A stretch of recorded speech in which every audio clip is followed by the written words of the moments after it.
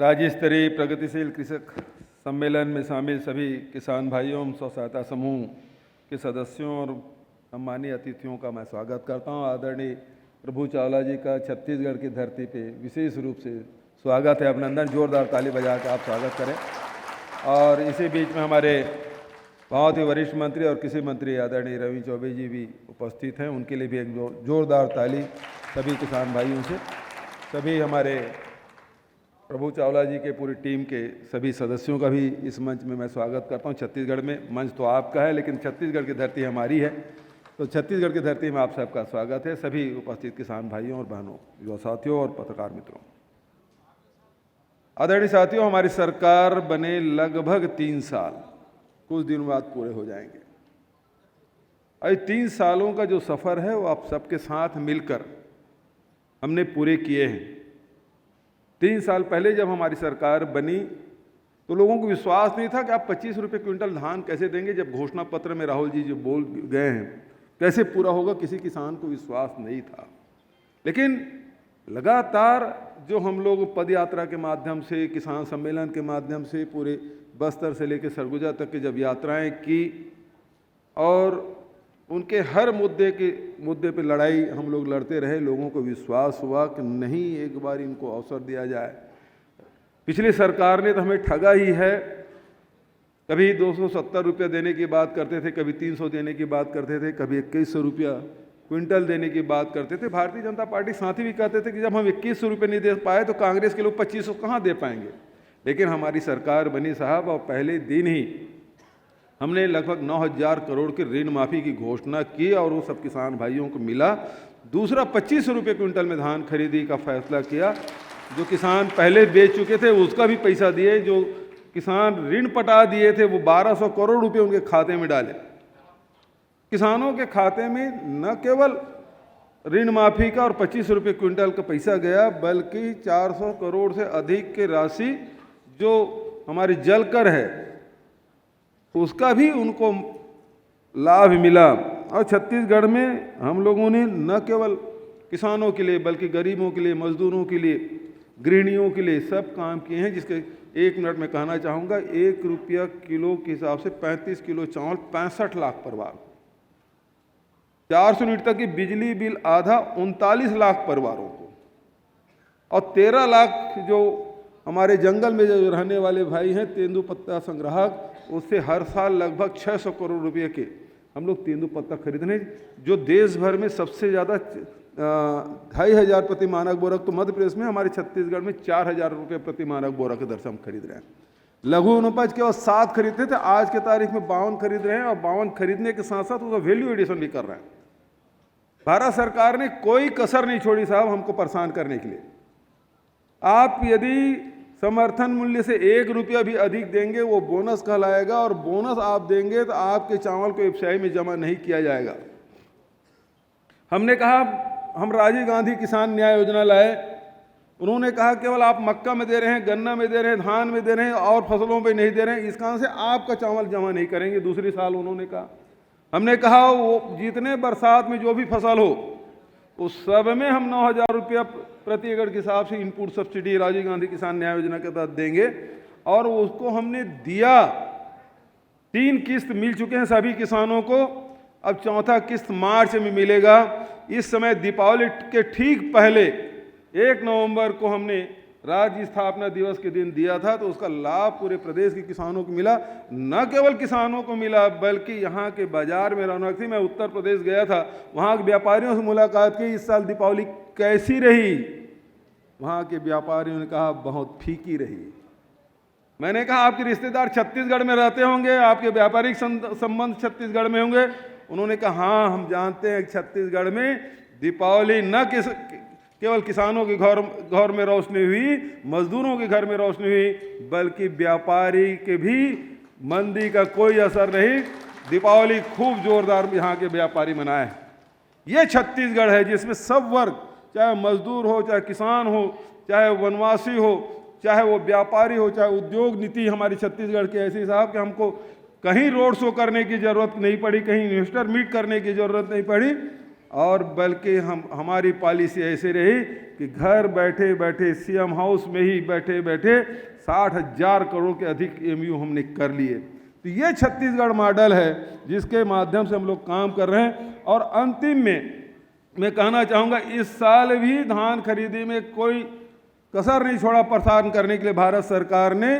पिछले साल तो लॉकडाउन था, जूट मिलें बंद थी, तो बारदाने नहीं मिले, वो तो समझ आता है साहब, लेकिन इस साल जूट मिल भी चल रहे हैं, लेकिन इस साल भी हमको बारदाने नहीं मिले। हम 5 लाख गठान के डिमांड किए थे, अभी तक के भारत सरकार 1 लाख गठान तक उपलब्ध नहीं करा पाए। और बारदाना नहीं होने के बाद भी हमने खरीदी की शुरुआत की है।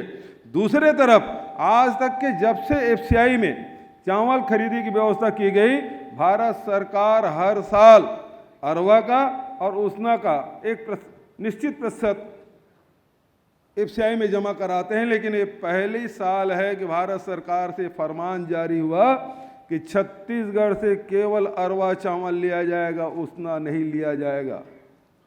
तो कदम कदम पे हमारे रोड़े अटकाने के बावजूद भी हमारे किसान भाइयों के सहयोग और छत्तीसगढ़ महतारी का आशीर्वाद और हम सब हमारे जो मंत्रिमंडल के साथी विधायक साथियों के सहयोग से हमने कहा चाहे कोई परेशानी आए, कितने भी अड़चने और बाधाएं आए, लेकिन किसानों को संपन्न करने का जो फैसला हमने लिया है उसे हम वापस नहीं होंगे। और इस साल भी, पिछले साल तो रिकॉर्ड 92 लाख मीट्रिक टन धान हमने खरीदा था। भारतीय जनता पार्टी की सरकार में 60 लाख मीट्रिक टन से अधिक धान कभी खरीदी नहीं किया गया। पिछले साल 92 लाख मीट्रिक टन और इस साल 1,05,00,000 मीट्रिक टन धान खरीदने का हमारा लक्ष्य है और उसे हासिल करेंगे। किसी किसान को वापस नहीं होने देंगे। बारदाना के कारण से किसान भाइयों से हमने पहले दिन से अपील की कि आप अपना बारदाना लाइए, उसमें आप धान ला सकते हैं। व्यापारियों से, राइस मिलर से और साथ ही जितने हमारे पीडीएस साहब है उससे हम लोग बारदाना लेके धान खरीदी की व्यवस्था कर रहे हैं।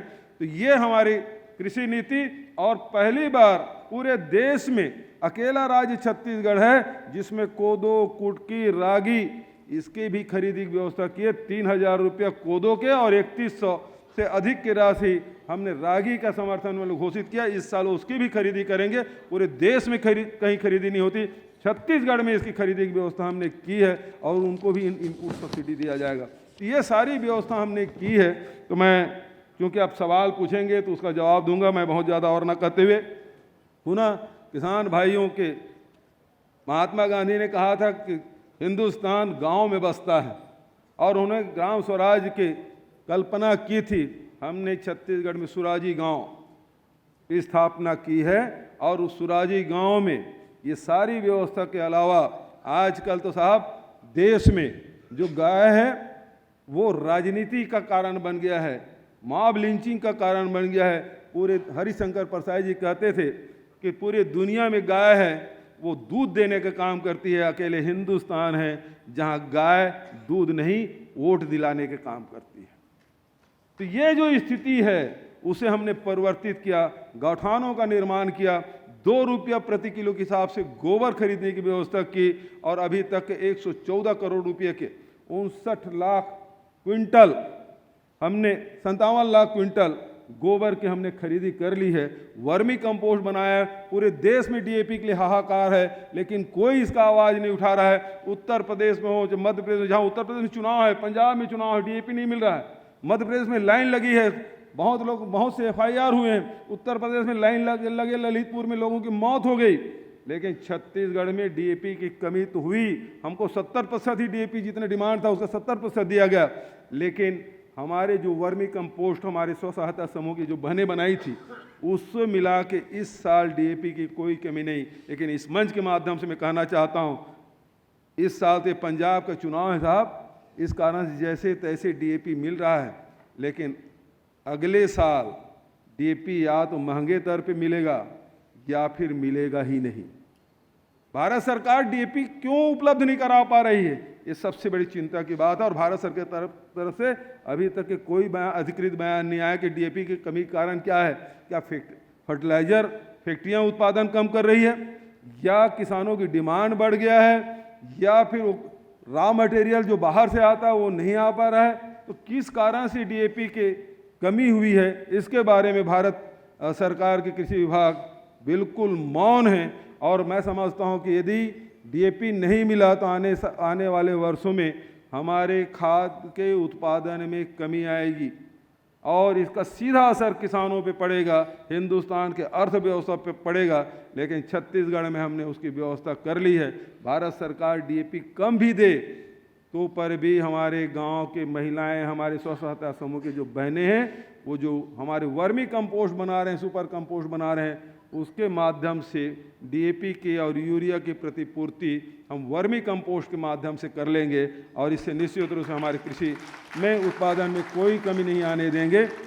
जहाँ थी गोबर खरीदी करने से, आज जैसे हमारे संचालक महोदय बहुत बढ़िया बात कर रही थी, या तो छत्तीसगढ़ को दिल्ली ले जाया जाए या दिल्ली को छत्तीसगढ़ ले जाया जाए।